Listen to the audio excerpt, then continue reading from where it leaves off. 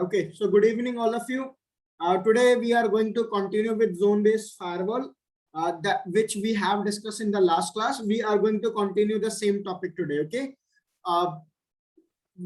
Yesterday we have done some basic configuration that how you can configure zone-based firewall on your Cisco routers. Today we are going to just conclude some. We are going to conclude some more practicals about the zone-based firewall.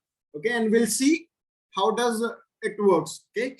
So today I'm going to have a different topology to conduct my practical.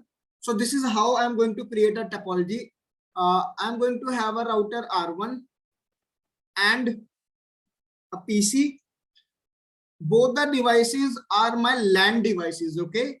So these will be connected with the switches. And then I'm going to have a router. Let's assume that this router is the customer edge router of your company. Okay, so customer edge router means this router we would like it to be configured with the zone-based firewall. Okay, next, this router R1 shall be connected with an ISP. So what we are going to do, obviously we will keep a router only here, okay, which will act as an ISP. Then I would like to have a server. So now instead of having a server in my network, so what I'm going to do to perform the practical, I will keep a router, fine, and I will make this router to work as DNS server, HTTP server, Telnet server, and the SSH server, fine. So this is how I'm going to create my topology.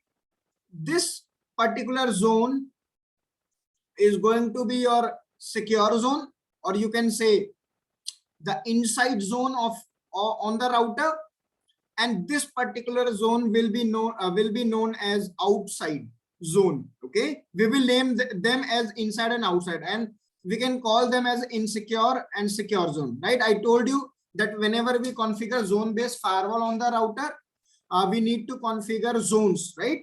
So basically the zone names are going to be inside and outside, fine.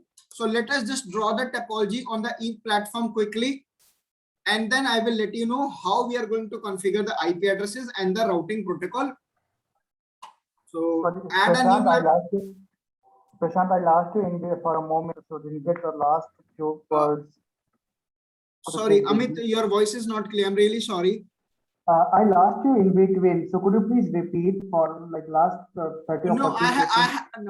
Amit ji, as of now, I have not discussed anything. I'm just telling that I'm going to continue with the zone-based firewall today, and this is how I'm going to design the topology. That is it. I have not discussed anything, any new concept.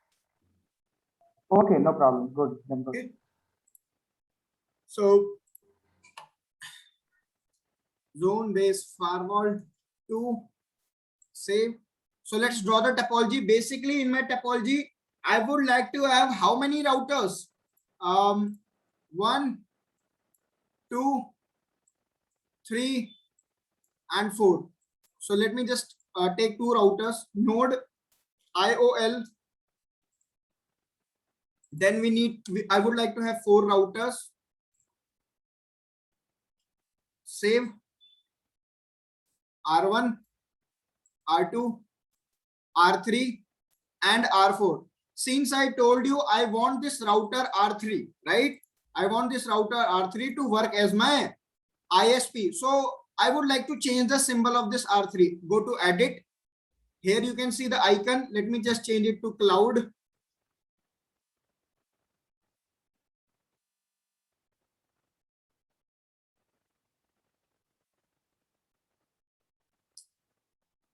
Okay, just hold on.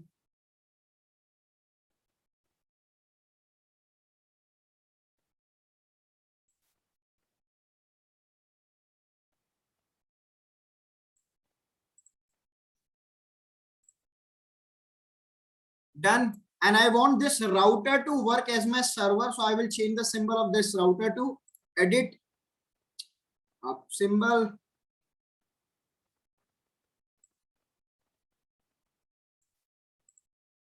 Server. Okay. So not to confuse with anything. and also I need a switch IOL. Let's keep the iron image. It is going to be my switch. Image will be switch image. That's it. Save.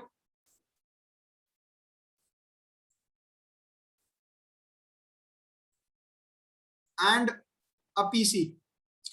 Windows.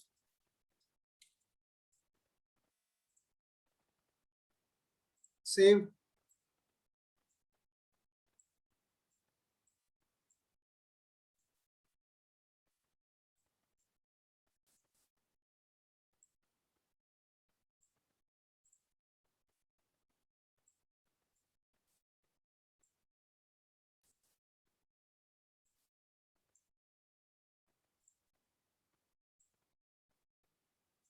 More actions, start all nodes.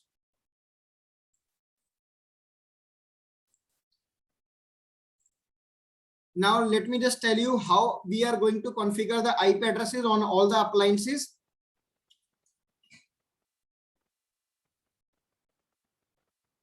So this router will be configured with the IP address 10.1.1.1/24.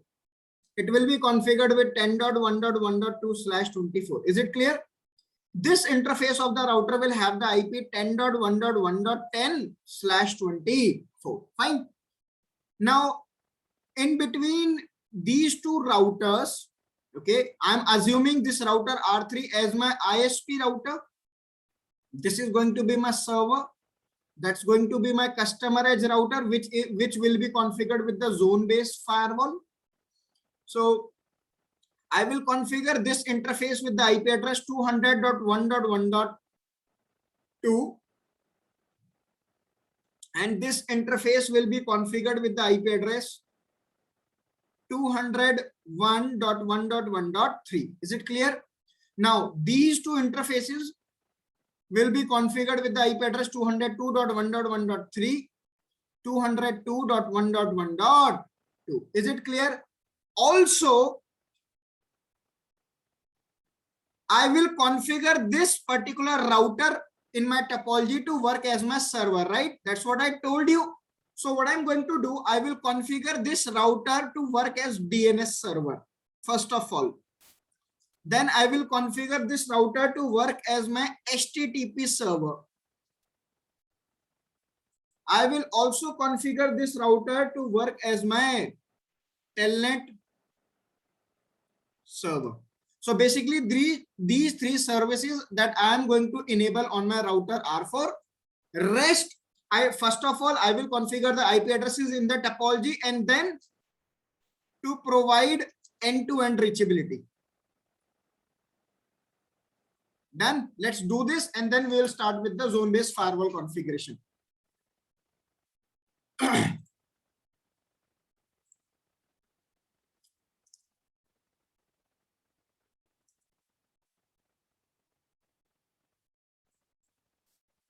R1, R2, R3, R4, and then this Windows machine. So let's start with the configuration part.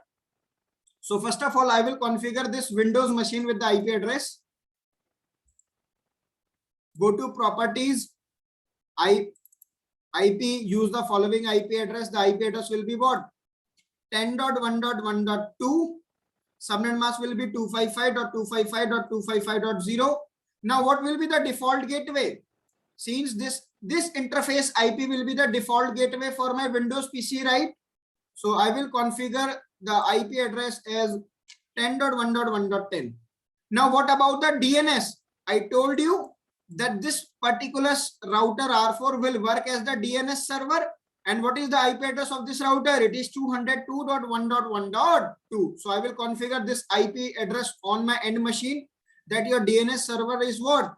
202.1.1.2. Okay. That's it. Now start with the router R1.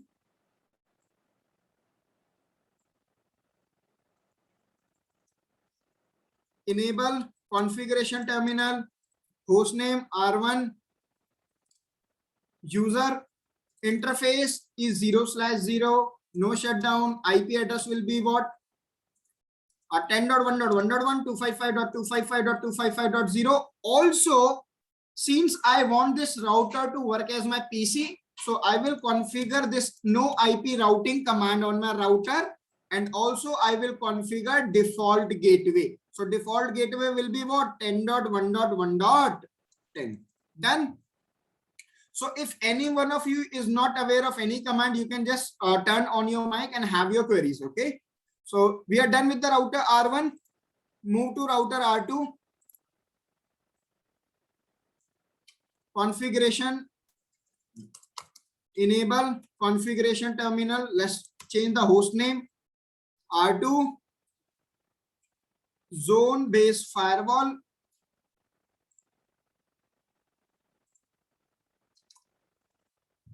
Then interface is 0/0, no shutdown. IP address will be 10.1.1.10, 255.255.255.0. Interface is 0/1, no shutdown. IP address will be 201.1.1.2, 255.255.255.0. We have configured the IP addresses on the router R2.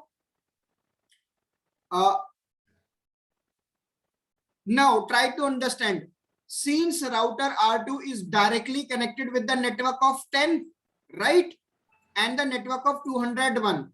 So I need to run a routing protocol so that this router R2 will come to know about network of 202 to make the reachability. So let me do one thing. Let me give a static route. IP route to reach 202.1.1.0, 255.255.255.0, and exit interface as E0/1. Do show IP route. You can see this router R2 knows all the network of 10 and 201 is directly connected, and network of 202 is connected via the static route. All done with the router R2. Move to router R3, which is going to work as an ISP. Enable configuration terminal. Interface is 0/0, no shutdown. IP address will be 201.1.1.3, 255.255.255.0, right? Another interface is 0/1, no shutdown. IP address will be 202.1.1.3, 255.255.255.0. That's it. Now you can see this router R3 knows about their directly connected network. Now the network of 10 is not directly connected to R3, so I need to give a route. So IP route to reach network of 10. The exit interface is going to be what? E0/0. That's it.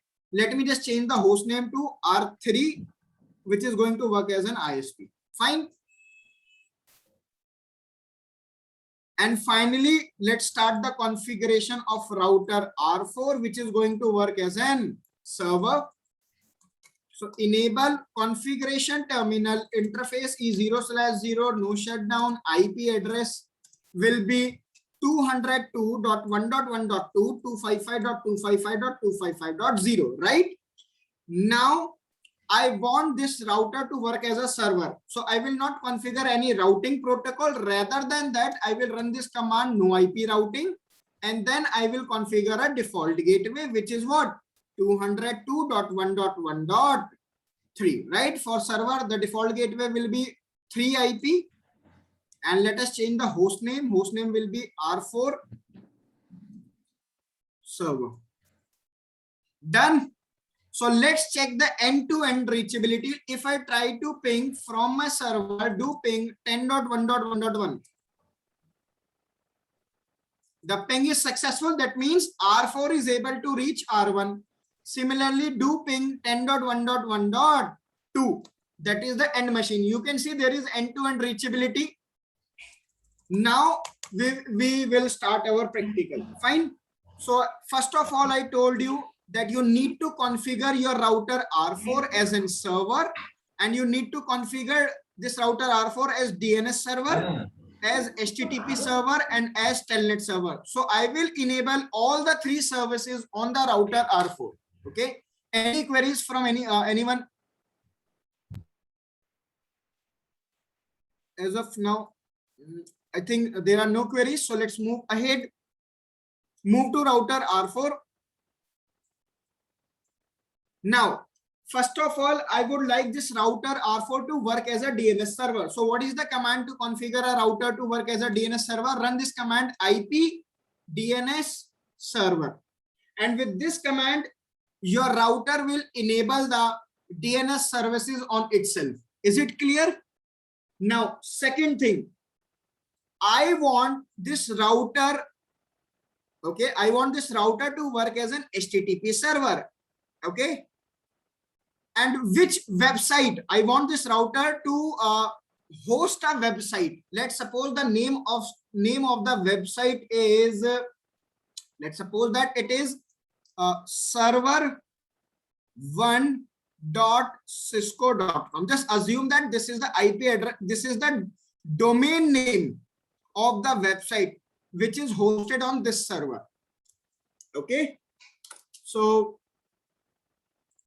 move to router R4.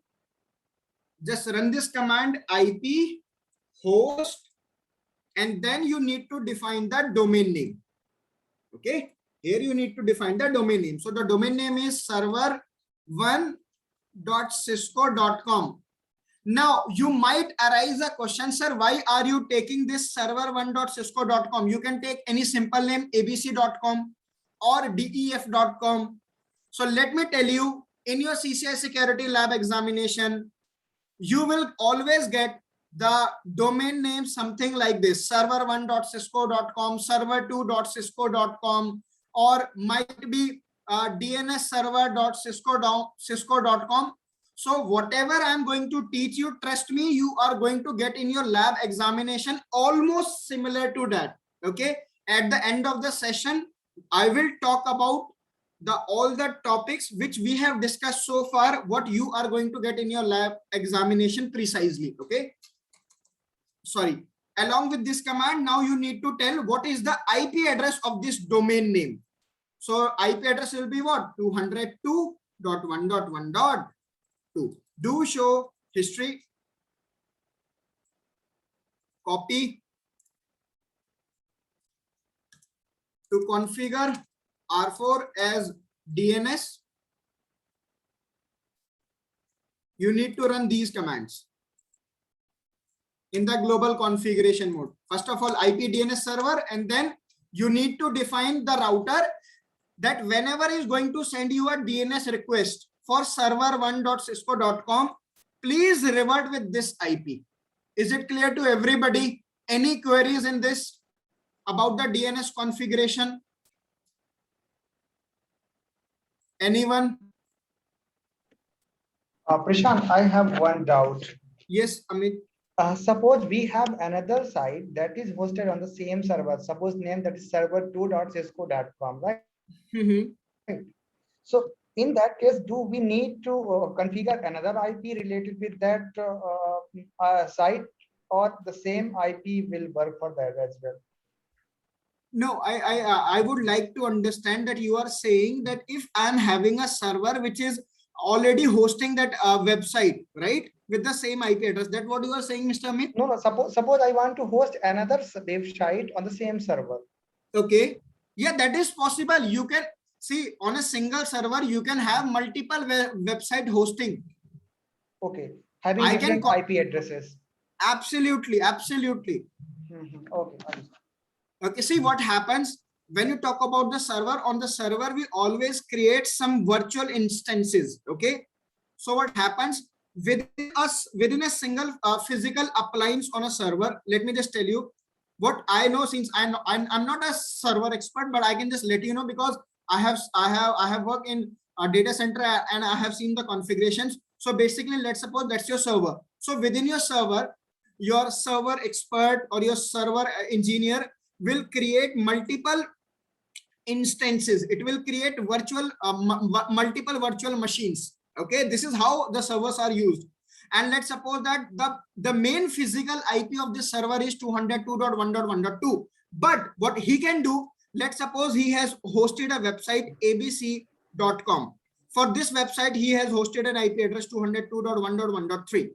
Okay, For there is another website def.com. For this website the IP address is 202.1.1.4. It is possible. Now try to understand. Let's suppose if you have ever worked with GoDaddy.com or some another organizations like GoDaddy, what you can do as a normal consumer, you can go at the GoDaddy website, you can just design your own website.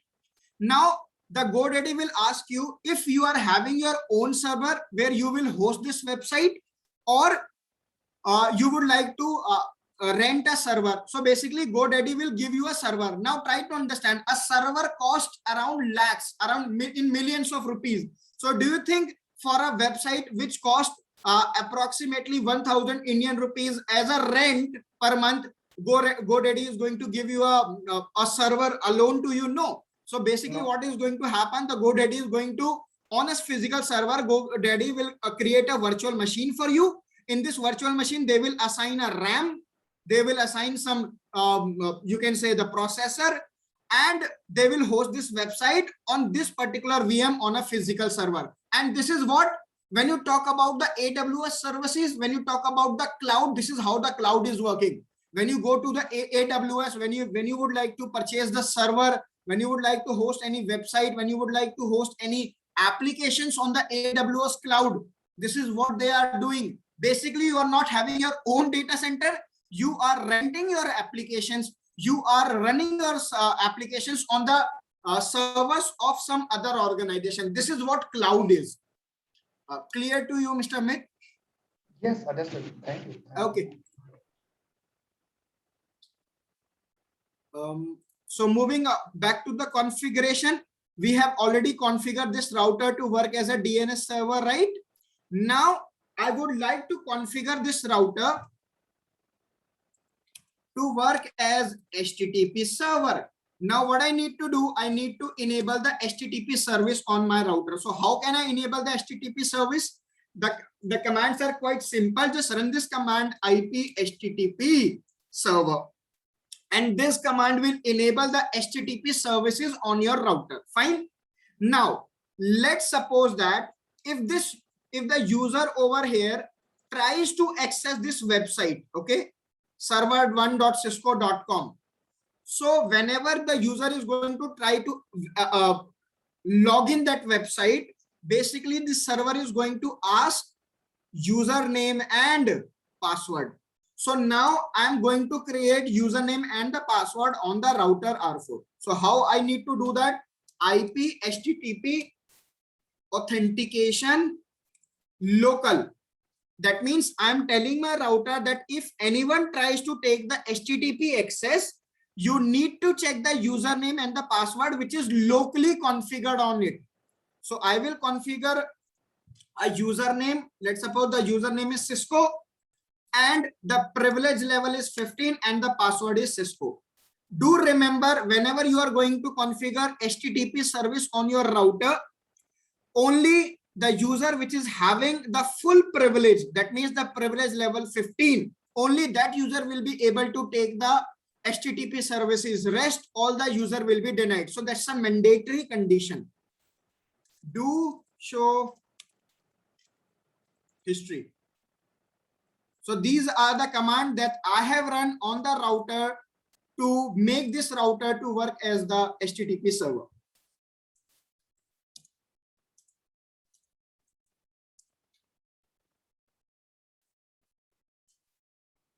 Done. Any queries in the configuration part? Fine. I think everybody is fine with it. Now the last thing is we need to configure telnet service. So how we can do that? That's quite easy for all of us. Just line VTY 024, no login, transport, input. All that's all. We have configured all the services on the router. Now just verify if all the services are accessible through Windows PC, through my router R1. So just move to Windows PC. And how can I verify? First of all, let's verify the DNS services, if they are working fine or not. And how do you verify the DNS services? All of you, just be quick with your answer. If you have to verify that your DNS services are running fine, what do you need to do on your end machine? NS lookup. Yes, absolutely. Just run the NS lookup. So I need to run NS lookup, execute the command, and you can see your router says that the default server is server1.cisco.com, and it says that the address is what, 202.1.1.2. So that means my DNS services are working fine. Now I would like to test my HTTP service. So what I can do for the HTTP service, I will open the Mozilla Firefox and I will try to access this website. Okay. So just hold on. So let me write over here HTTP server1.cisco.com. Just wait. Let me just open the magnifier. I hope it is visible to all of you now. So http.server1.cisco.com. Let's execute this command.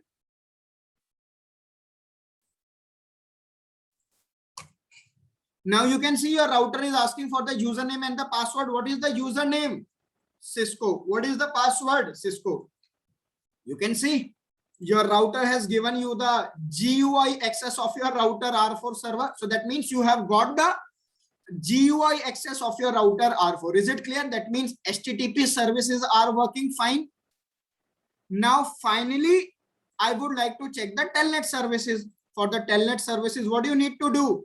Just open the putty software, telnet, and you can just simply write server1.cisco.com, open, and you can see you are able to reach the router R4. Fine. So that means there is end-to-end reachability, and right now your end users, either it is Windows machine or it is router R1, they are able to reach to the server and they are able to access all the services. Now till this point, if anyone is having any query, please let me know. Amit, do you have any query? Mr. Ben?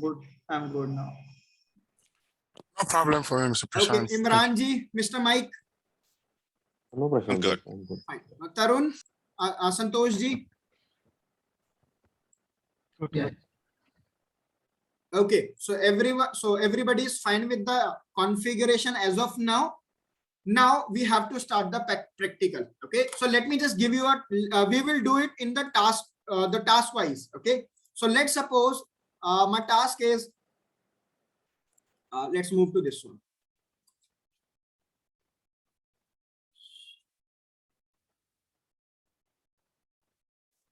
So now we have to perform a task, and the task says the LAN users can access the server and the services.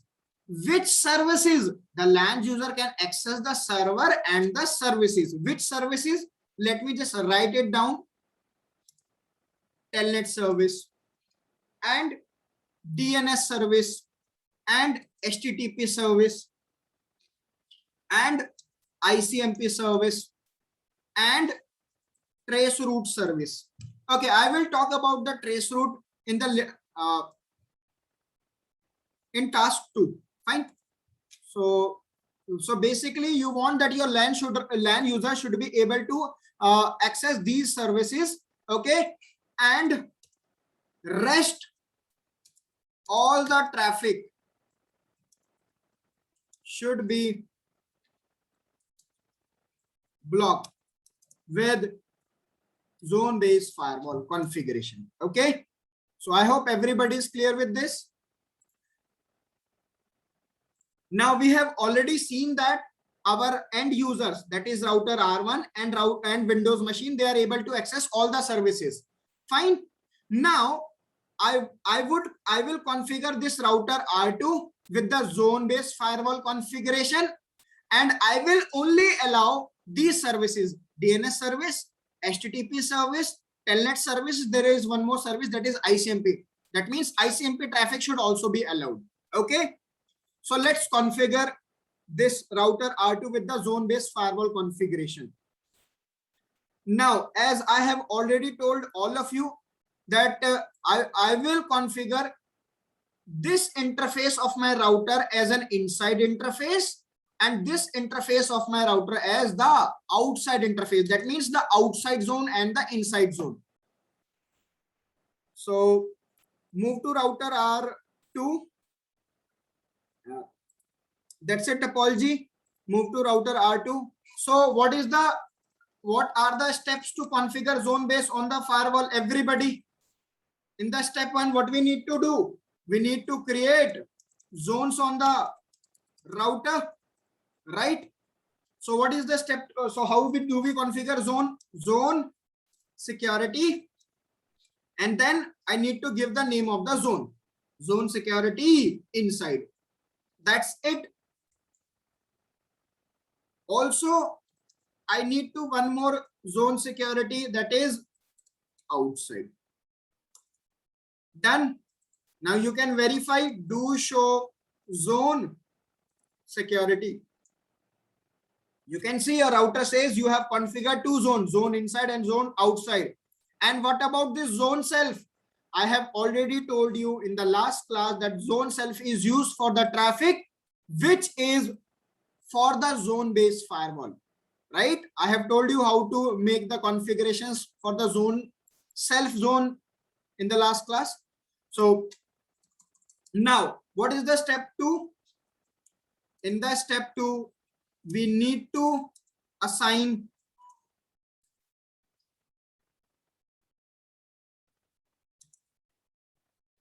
routers with zones. So how do we do it? Interface is 0/0. I want this interface to become the zone member of which zone? Inside zone, right? Now another interface is E0/1. Zone member, I want this interface to be the zone member of outside zone. Fine. Do show history.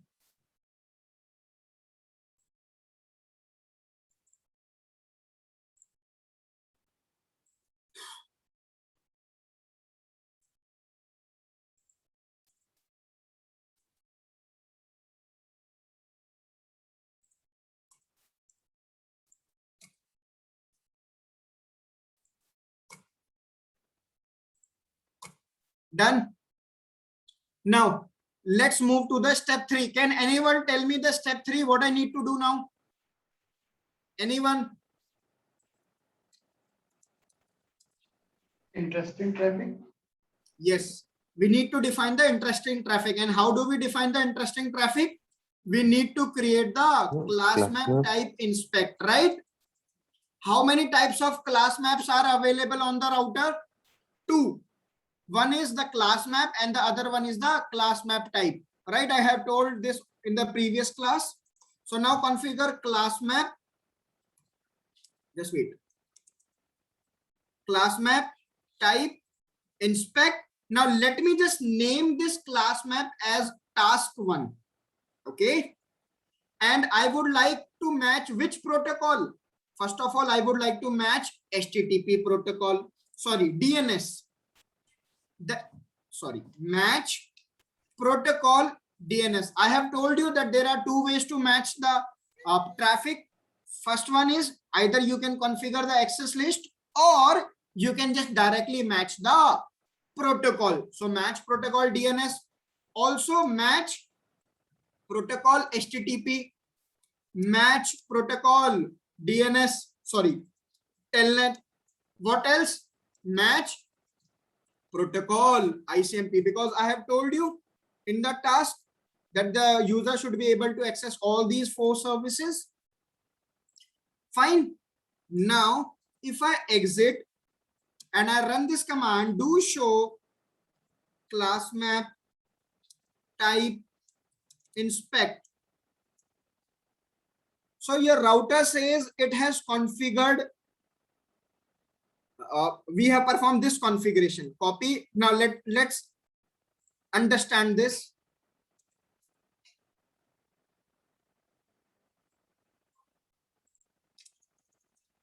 Okay, guys. First, do you notice something that I did not configure this keyword in the class map? Did I configure it? No. It automatically come into my statement, right? Now, let me just tell you about this match all. Okay. So basically, by default, whenever you are going to create class map on the routers, by default, match all statement will run. By default, whenever you are going to configure class map type, the match all statement will run. Now, what is match all statement says?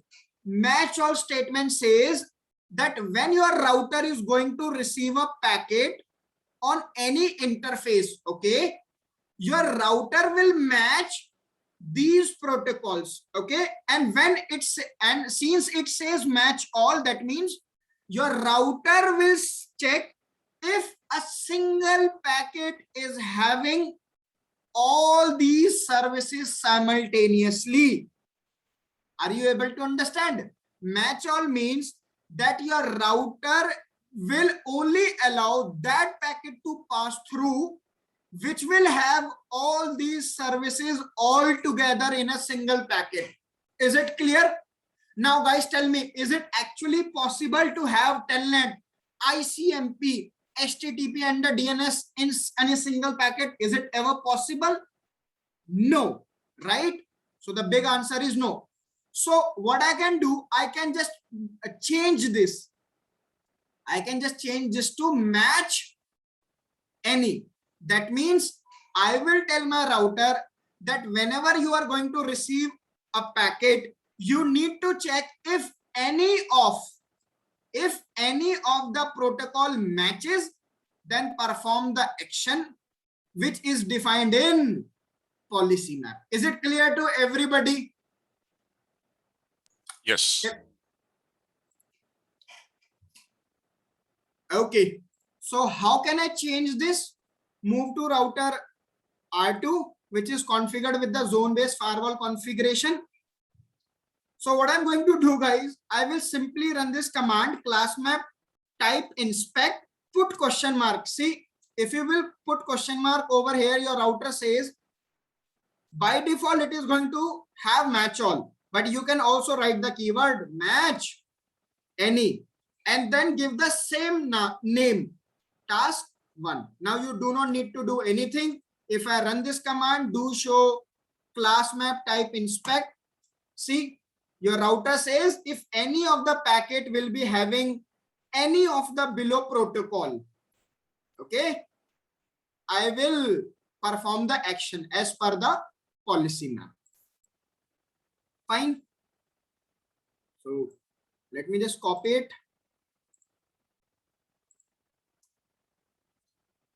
So that's your step 3, class map configuration.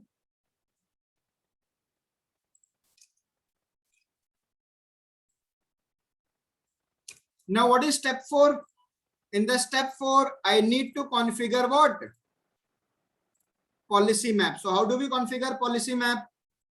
Policy map, type, inspect, and then we need to give the name. Okay, so let me just give the same name, task 1.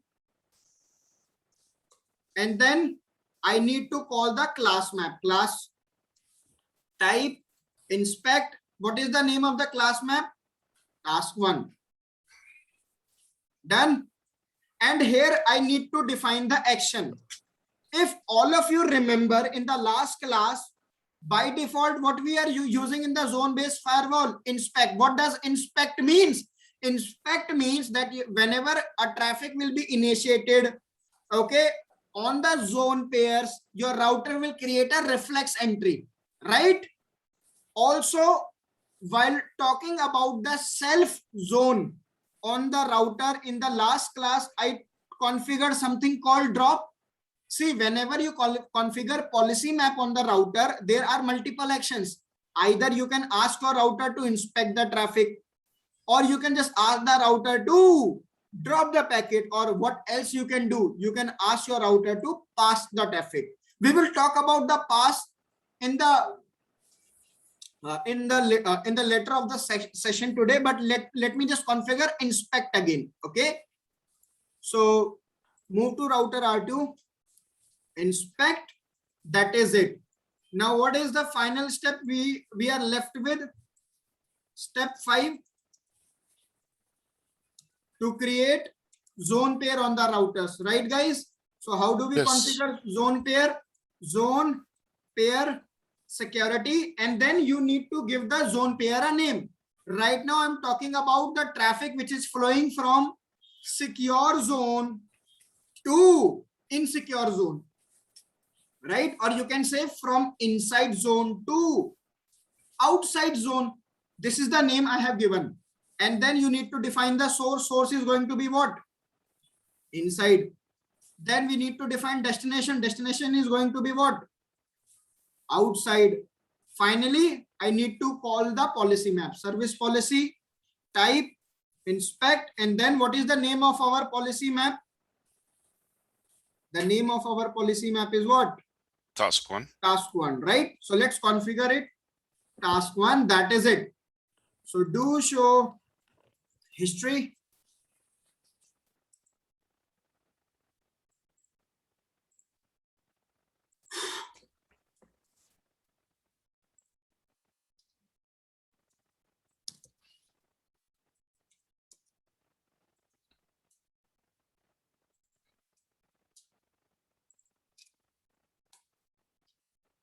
Fine. Now let's just check if the zone based firewall is working fine or not. And how do you check it? Just move to the Windows machine again. Okay. And let's try to access all the services once again. Open putty, telnet, server1.cisco.com. You can see you are able to take the telnet. And how do you verify it? I told you a command, do show policy. Then do show policy map. Type. I always fail to recognize that command. Show policy map. And then type inspect zone pair sessions. Okay, this was the command, and you can see your router says, with this configuration, your router says you have created a zone pair with the name into out. You have created a policy map with the name task 1. In the policy map, you have called the class map with the name task 1, and you are matching how many protocol? Protocol DNS. There is match any. Okay. Protocol HTTP, protocol telnet, and protocol ICMP. Is it clear? Now you can see, since I have taken the telnet, your router says the for the match protocol telnet 6 packet have been matched. That's correct. And also your router says the DNS packet have also been matched. Why? Because I have typed server1.cisco.com. So obviously your end machine will try to resolve that DNS IP. And you can see there is an established session. Everybody is clear? That's the telnet session. Source IP, source port, destination IP, destination port. And by default, there is a class default, which I told you. It is almost similar to implicit deny under the ACL. Okay. Now, let's check the another services. We have just checked the telnet. Now try to access the website. So let's check the HTTP service. So HTTP, the call, then server1.cisco.com, execute this command.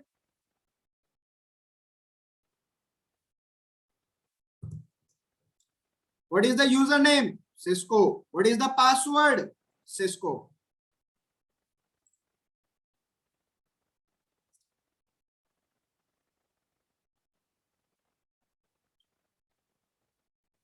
You can see the HTTP services are running. DNS services are already running, and rest, what is done? What is left with? You can just ping to verify. Ping 202.1.1.2.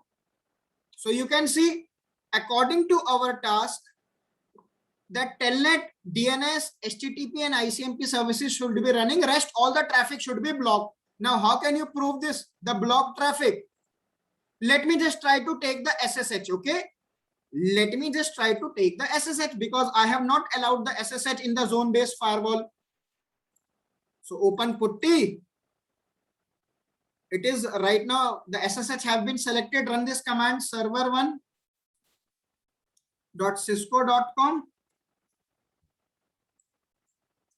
You can see we have not got the SSH as of now. If I move to router R2 on the router 2, if I execute this command, show policy map type inspect zone pair session, you can see your router says 3 packets have been dropped. They have been matched. Is it clear? So that means our zone-based firewalls are working as per the task. Everybody is clear with this? Any queries? Please let me know. All of you? It's clear. Yes, please. Yeah. Okay. Mr. Amit, Imranji, Mr. Mike? No, Prashant, it's clear. Okay. Tarunji? Yeah, it's clear. It's clear. Okay. Okay, fine. So just give me 2 minutes. Let me have water and then I will resume the session. Okay.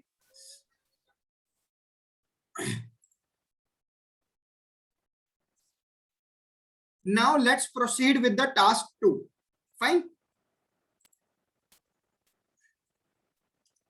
Task 2. So we have a task 2 that we want users should be able to trace route the servers. Okay. Basically, we want our users in the LAN zone, in the inside zone, they should be able to trace route the server. Okay. So obviously, I need to perform certain configuration on the zone-based firewall so that my user should be able to trace route the server. Let's see with current configuration if I will be able to have the trace route. Since my router R1 belongs to the LAN user only, right? So let me just run this trace route command, trace route server 1. Okay. One more thing. Since this is a router and your router is already configured with the IP address, you can see show IP interface, brief, pipe, exclude, unassigned. The IP address is there. If I just try to show you the routing table, there is no routing table. Why? Because I have disabled the routing, but I have given the default gateway. Done. Now, if I try to run this command, ping server1.cisco.com. Okay. Obviously, first of all, your router is going to create a DNS request, but try to understand, since this is a router, it does not know which IP is the IP address of DNS server. Have I performed any configuration on the router to just let this router know that this is the IP address of the DNS server? No. So if you want to tell your router about DNS server IP, so you can just run this command IP name server and just give the IP address of the DNS server 202.1.1.2. Fine. Now you can see there is a difference. When I would like to enable the router with the DNS server, I want my router to work as a DNS server. This is the configuration, right? But if I want my router to send the DNS request, so basically this command is used to tell your router that this is the IP address of the DNS server. Is it clear? Now, if I try to ping server1.cisco.com, you can see the ping is successful. So ping is successful because your router R1 has able to get the IP address of this domain name. Clear? Now, as per the second task, we need to make sure that the LAN user are able to reach the as per the task 2, we need to make sure that the users are able to trace route the server. So what I can do, I can run this command trace route and then server1 dot cisco.com and just write this keyword numeric. Okay, now see, your router R1 is telling you that 10.1.10 is an appliance which is in the path. Okay, but then your router R1 is not getting any response. So that means there is some configuration on the zone-based firewall which is blocking the packets. That's why the trace route is not successful. Now, before performing any configuration on the zone-based firewall, for the trace route feature, to make this trace route feature work successfully, we need to understand the logic, how the trace route actually works. Okay, so since I have already texted all of you to please go through the trace route concept once. However, I am going to tell you, but I'm not going to cover all in brief. Okay, I'll try my best to just quickly wind up this trace route concept. Okay, so just hold on. Those who are not aware of the trace route concept, not to worry, you can just have your queries. Okay, I'm going to explain it. So new, just wait.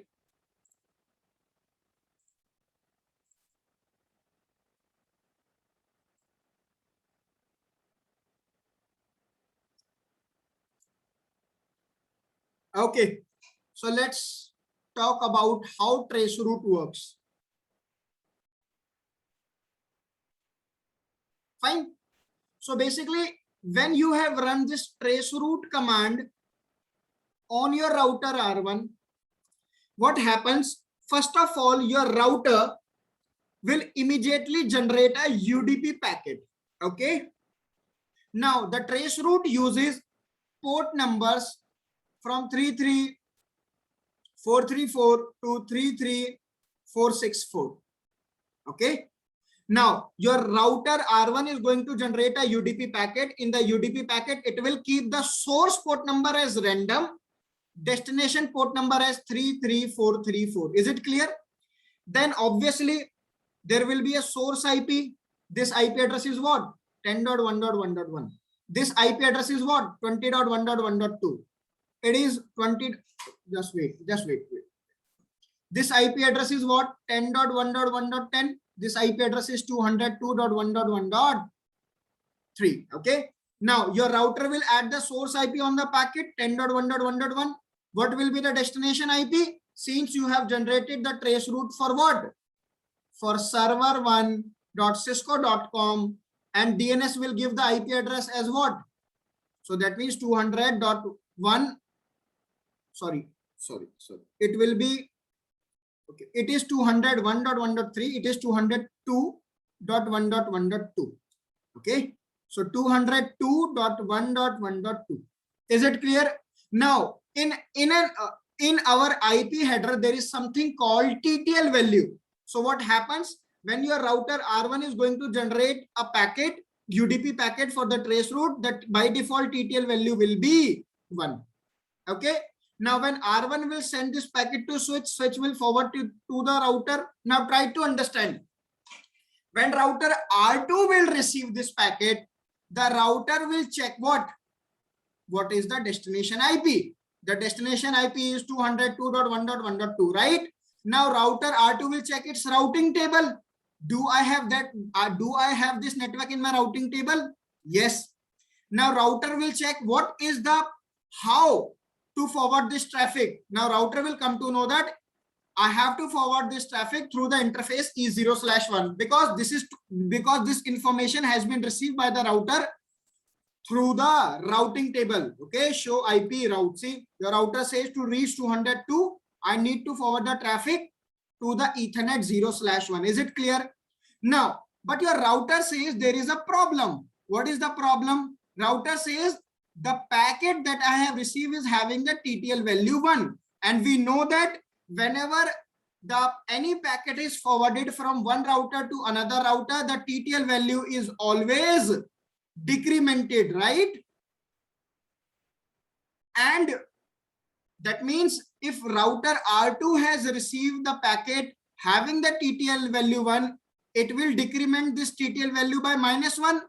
And we know that any appliance cannot make the TTL value 0, right? So that means router R2 will not be able to forward the packet because of the TTL value. In this case, the router R2 will revert back. This is the first packet, reply packet, okay? So now your router R2 will revert back to the router R1 with an ICMP message. And in the ICMP message, the router will say the TTL value exceeded. There are multiple types of ICMP messages: ICMP reply, ICMP echo request, ICMP port unreachable, ICMP TTL exceeded. So router R2 will revert back with the TTL exceeded message that the TTL has been expired. And what will be the source IP? Since R2 is sending this packet, so the source IP in this packet will be 10.1.1.10. What will be the destination IP? Who has generated the packet? 10.1.1.1, and this packet will be forwarded to the router R1, and router R2 is saying that I have the path to reach this network, but the TTL value expire. That's why I'm not able to forward the packet. And this is how the router R1 has got to know that the first hop in the trace route is 10.1.1.10. Is it clear to everybody? Please let me know if you have any query till this point.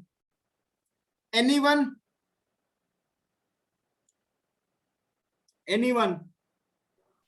No, Prashant. Okay, so all are good. Similarly, Prashant, only one doubt.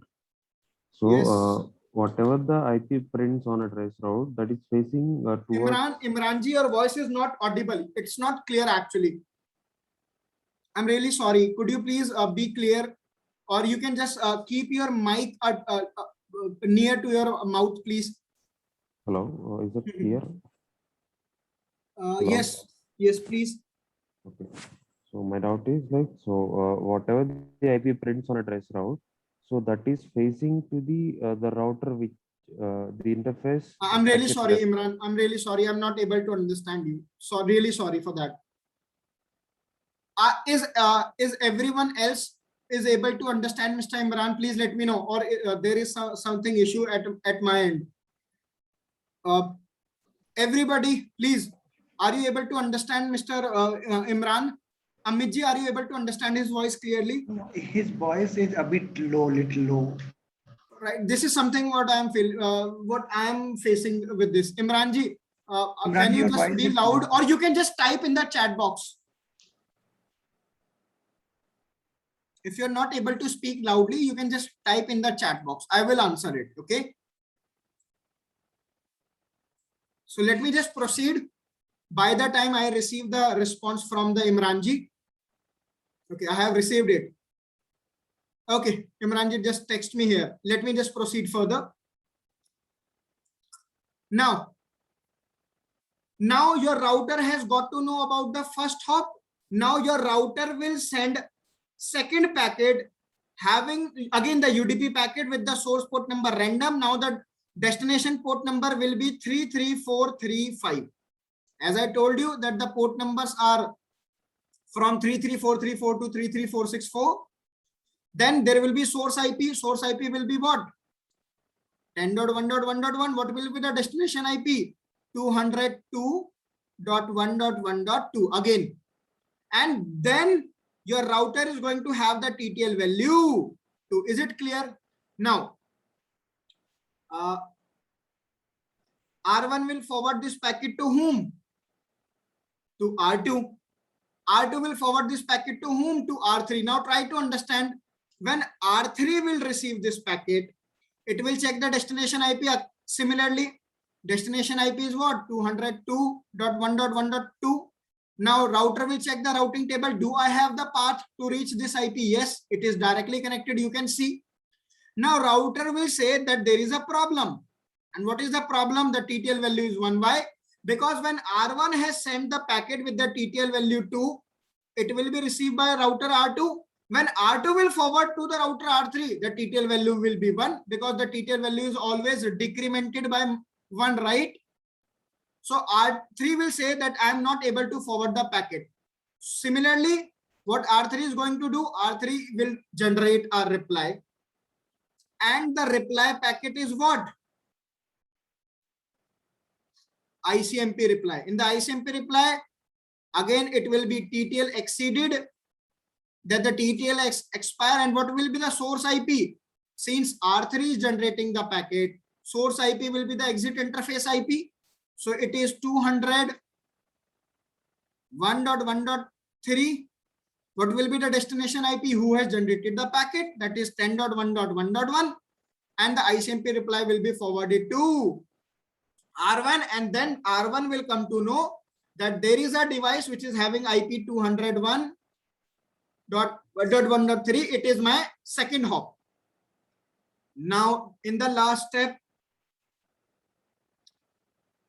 the router R1 will generate again a UDP packet having the source port number random, destination port number 33436, then source IP 10.1.1.1, destination IP 202.1.1.2, and now the IP header will have the TTL value 3. Clear? Now this packet will be forwarded to whom?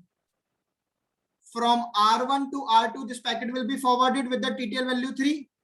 R2 will forward this packet to R3 with the TTL value 2. And when R2 will forward this packet to R4, the TTL value will be 1. Is it clear? Now, R4 has received the packet. R4 will check the destination IP and R4 will say, oh yes, this packet is for me only.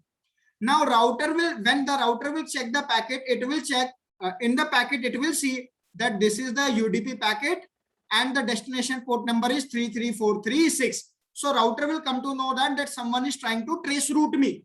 So now your router will give a ICMP reply. Okay. And in the ICMP reply, now your router will send a port unreachable message. Okay. So when a UDP packet reaches to the destination device revert with an unreachable message. Is it clear? And what will be the source IP? Again, the 202.1.1.2. What will be the destination IP? 10.1.1.1. And this is how the trace route works. And that's how your router R1 will come to know about all the hops to reach to the server. That's how the trace route works. Now, just to prove this, let me just open the Warshak. Before that, let me just answer the query of Mr. Imran. The IP print in the trace route is that the IP facing towards the source IP to exit IP of the particular hop. Yes, Imranji. Okay. Now, let me just open the Warshak capture between R2 and the R1. Okay. So, right click, capture, Ethernet E0/0. Fine. So, within few moments, the Warshak will start. Now, coming back to the router R1, let me just try to take the trace route again. Trace route, then server1.cisco.com. Execute this command.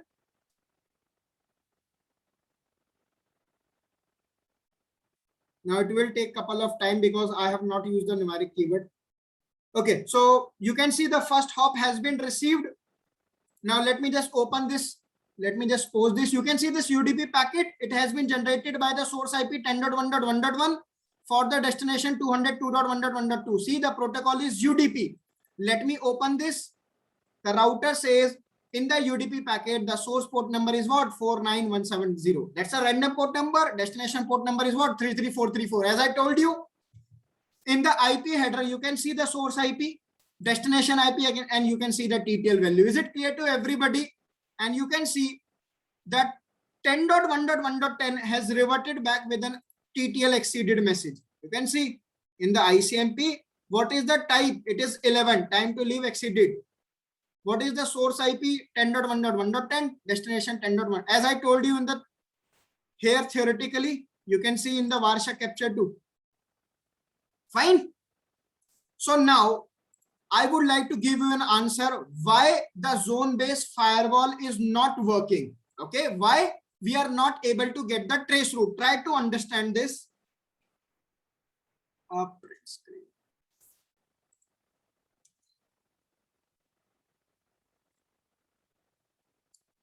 Why we are not able to get through the trace route? Because right now this router R2 is configured with the zone-based firewall configuration, and right now what are the protocols which we are matching? We are matching DNS, we are matching ICMP, we are matching Telnet protocol and the HTTP, right guys? So now what happens, as I told you, in the trace route, the UDP packet will be sent by the device and it will get the revert in the ICMP message. Am I clear to everybody right now? So this is the problem. Since your router says that no ICMP message has been sent from inside to outside, why I am receiving ICMP message of unreachable? Why I am receiving the why I am receiving the ICMP message of TTL exceeded? Why I am receiving the ICMP message of port unreachable? Why I am receiving these messages? Because no ICMP packet has been initiated, because you know from the inside network the UDP packet is forwarded in the trace route, but in response it is the ICMP message who is received by the zone-based firewall. And seeing there is no ICMP request sent from inside, that's why router R2 is blocking the ICMP reply messages. Is it clear to everybody? Mr. Yeah, it makes Amit, a lot of sense. Mike, Yes, are you clear with yes. this? Yeah, it makes a lot of sense. Okay, Mr. Amit. Oh, that's great explanation. Okay. Tarunji, are you good with this? Santosh ji? Yes. Okay, fine. So basically what I am going to do to make this trace route work effectively, okay, we are already matching these protocols. Along with that, I'm also matching. Let me try to. I will also match the UDP. Along with these protocols, I will also match the UDP protocol. Why? Because we see that UDP is forwarded in the trace route. Okay. So first of all, to make this thing work, move to router R2. Okay. Enable configuration terminal. If I run this command, do show class map type inspect, you can see we are matching only these protocols. And right now this class map is created from traffic moving from inside zone to outside. So we need to make sure that the UDP protocol is also being matched. It is also being inspected. So what I can simply do, move to router R2, just add one more statement over here. Sorry. Okay, match UDP. Sorry, match protocol UDP. Just execute this command and you can see fine now. But again, we also have to do certain more manipulation. And what is that? Since your router R2 is receiving the traffic from outside zone, and in the outside zone, your router is receiving the ICMP traffic, right? And since there is no ICMP traffic initiated from inside, obviously it will block it. So what I'm going to do to make the solution work around, I will create another class map, policy map, and I will create another zone pair. And in that zone pair, the source will be outside, the destination will be inside. And I will tell my router that if you are receiving the ICMP message, please allow. Is it clear to everybody? Right now, the zone pair is working from inside to outside, right? Now I will create another class map and the policy map. And I will tell my router that whenever you are going to receive any traffic from outside zone to inside zone, please allow the ICMP traffic. Is it clear to all of you? So, just hold on.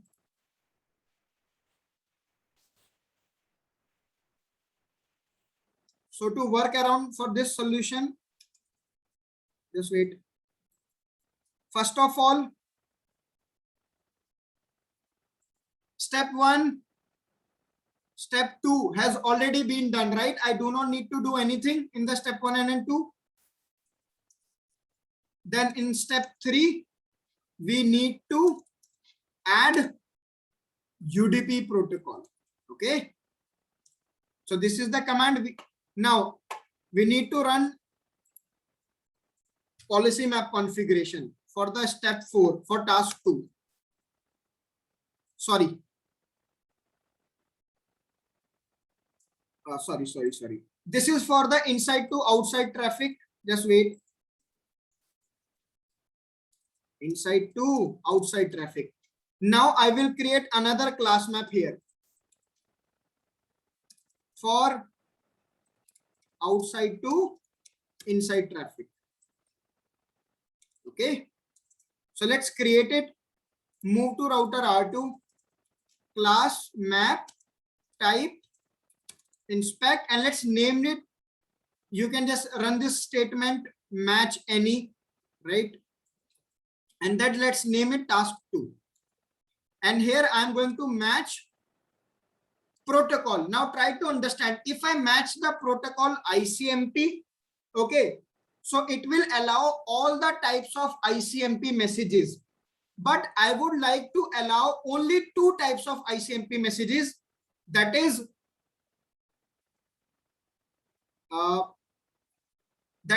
the TTL exceeded message, ICMP TTL exceeded message, and the ICMP port unreachable message. And to do that, it is not feasible to match the ICMP. It is more feasible to configure access list. Okay. So what I'm going to do, rather than matching the ICMP protocol, I will create the ACL, and in the ACL, I will just call the ICMP protocol with the message type TTL exceeded and port unreachable. Clear? So IP access list extended ABC. This is the name of my ACL which I would like to create, and then a permit ICMP message. Fine. Now host, any host, any destination, source any, and then here if I put question mark, you can see in the ICMP message type you can define time exceeded, okay, and TTL exceeded. Clear? So I would like to match only these particular ICMP types. Also permit ICMP any port unreachable is also required. So port unreachable. That is it. So do show run or do show history. So let me just copy this.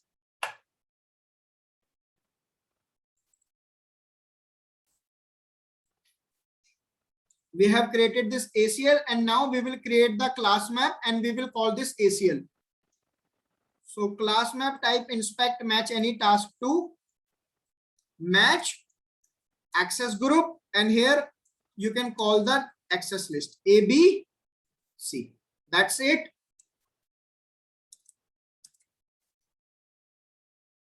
We have created the class map. Now for step 4, create policy map. So how do we configure policy map? Policy map type inspect and then task 2. Let's name it as it is. And here we are going to call class, type, inspect. And what is the name of class map? Task 2 only, right? So task 2. And here I'm going to define the action. Now try to understand. Inspect means that you want on the router any packet which is forwarded from one zone to another zone. Try to understand the meaning of inspect. If this is my router and if I'm saying that you need to inspect this, that means when the router will receive the packet, it will generate a reflex of that packet. And whenever it is going to receive the packet from another zone, the router will check the reflex ACL and will forward it. Is it clear? But however, in our case, the UDP packet is being forwarded and ICMP packet is being received. So tell me, will the inspect configuration work? No. So here I will configure something called pass. So pass means that you are telling your router not to inspect this, not to create reflex ACL, just pass this traffic as it is. Is it clear? So here I'm going to define the action called pass. Do show history.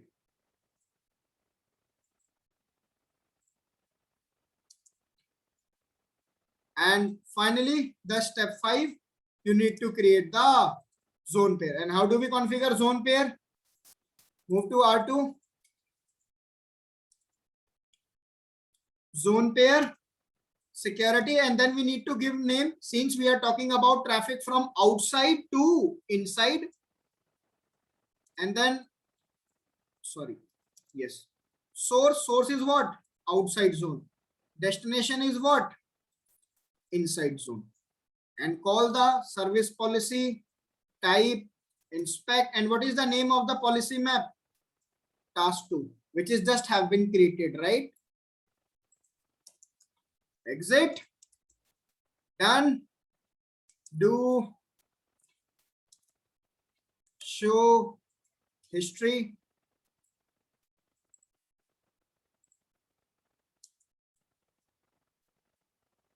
Done. And let's see if now the trace route is working fine or not.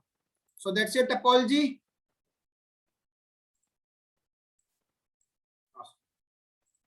Move to router R1, trace route, numeric, and you can see the trace route is successful. Router R1 says the first hop count is 10.1.1.10, next hop count is 200.1.1.3, and the next hop count is 200.1.1. And finally, you have reached the server. Is it clear to everybody? And I will show you on the Varsha capture too. See on the Varsha capture. Your router says, I have stopped the capturing of the packets. I have stopped it, so that's why. However, I can just take the Varsha capture again just to prove this thing.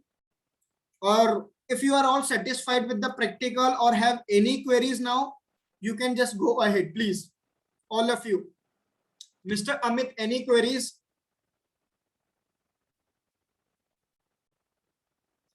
So just to summarize the practical, just to summarize it, okay.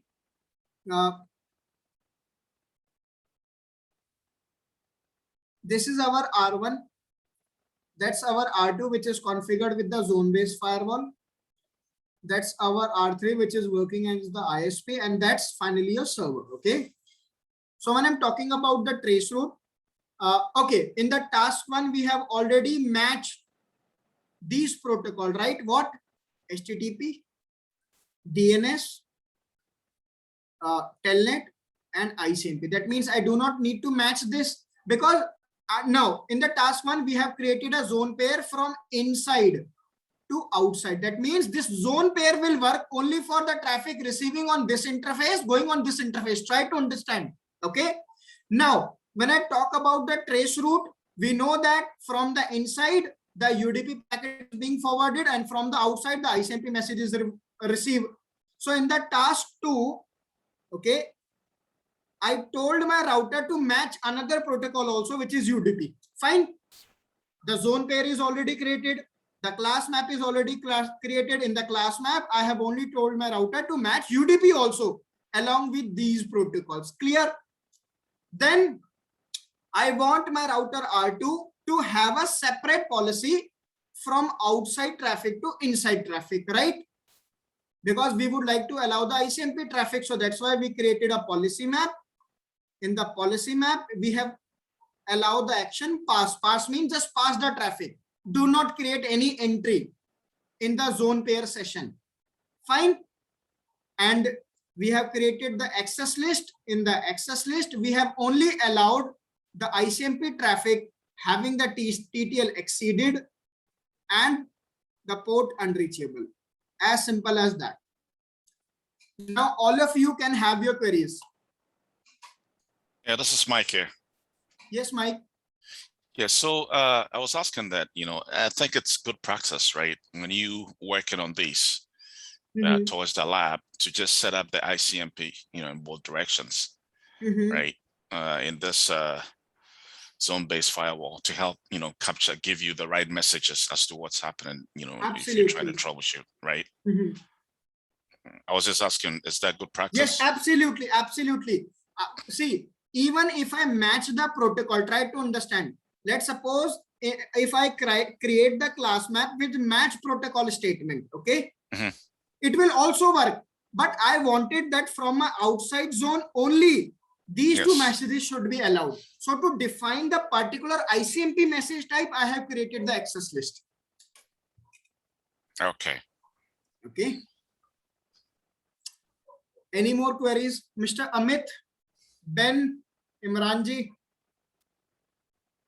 No question. Santosh? Yeah, so I have a query actually. Usually, Yes, Santosh ji. like on firewalls, right? When we implement the firewalls, Mhm. we filter it inbound and outbound. We filter it with the ICMP specific messages in ICMP. Mhm. Like as you mentioned, right? The unreachable time exceeded, and trace route. Okay, so these are all ICMP object group objects actually that we We configure on the Cisco ASA, right? We create object groups. Absolutely. and we allow it, but we don't allow UDP. Okay, like UDP is not allowed outbound. Okay. or, Okay. Now try to understand. Let's suppose if you want to have the trace route work in your environment, so you need to allow the UDP. First of all, and when I'm talking about the trace route concept on the Windows machine do not send the UDP packet. Instead, they send the ICMP message and they receive the ICMP message in the reply. Windows machine, the trace route concept of the Windows machine work little differently as compared to the Cisco appliances. They send the UDP messages, okay, and they receive the ICMP reply. However, when you talk about the Windows message, Windows trace route, they send the ICMP request and they receive the ICMP reply for the trace route too. Yeah. Clear, Santosh ji? Yes. Yes. Thank you. Any more queries?